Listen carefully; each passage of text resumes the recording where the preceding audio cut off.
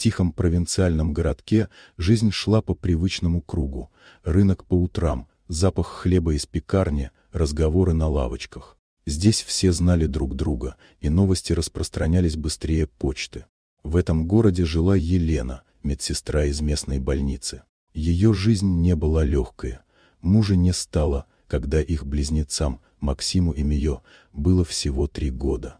С тех пор Елена держала все на своих плечах: работа, дом, дети. Вечерами соседи часто видели, как она, уставшая, возвращалась в старом пальто, но с той самой мягкой улыбкой, которая будто освещала даже хмурые дни. Дома ее ждали близнецы. Они встречали мать, бросаясь к ней навстречу, обнимая, будто хотели защитить от усталости. Несмотря на скромность, в их квартире всегда было тепло, не от батарей, а от любви. Максим и Мия росли неразлучными. Их называли отражениями. Они понимали друг друга без слов, заканчивали чужие фразы, болели и радовались одновременно. Елена шутила: «Мои дети, как 2 половины одного сердца». Но судьба решила иначе.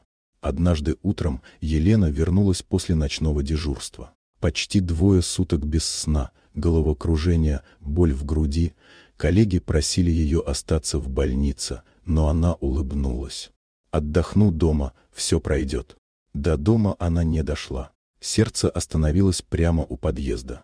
В ту же ночь Максим и Мия возвращались от друзей. Их автобус не доехал до поворота. Заснувший водитель легковушки выехал на встречную полосу. Удар был мгновенным. 2 близнецов, сидевшие рядом, погибли вместе. Утром город будто осиротел. Люди шли молча, не находя слов. Весть об этой тройной утрате разлетелась мгновенно. Мать и дети ушли в один день, почти в 1 час. На похоронах собрался весь город. Серое небо, холодный ветер, 3 гроба рядом. В центре Елена, по бокам ее дети. Люди молились, плакали, молчали. Даже священник говорил тише обычного. И вдруг кто-то заметил странное. «Посмотрите, она улыбается», — прошептала пожилая соседка, глядя на Мию. Люди приблизились. И действительно, на лицах близнецов лежало едва заметное выражение покоя, будто они просто уснули, держась за руки. Их ладони были сложены одинаково, пальцы чуть вытянуты, словно искали друг друга даже после смерти. Когда настал момент опускать гробы, поднялся сильный порыв ветра. Белая траурная лента с надписью «Любимой маме» сорвалась с венка и плавно спустилась вниз, легла поперек, прямо между 2 детскими гробами, соединяя их. Толпа замерла.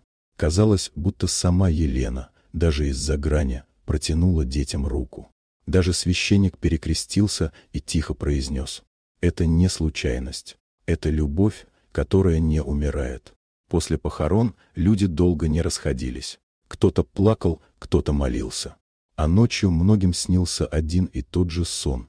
Елена, Максим и Мия стояли вместе на светлом поле, держались за руки и смотрели вниз, спокойно, с нежностью, будто хотели сказать: «Мы вместе.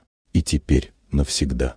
Хочешь, я превращу эту историю в короткометражный сценарий с визуальными акцентами, атмосферой осени и легким мистическим подтекстом, в стиле «Сияние» или «Шестое чувство».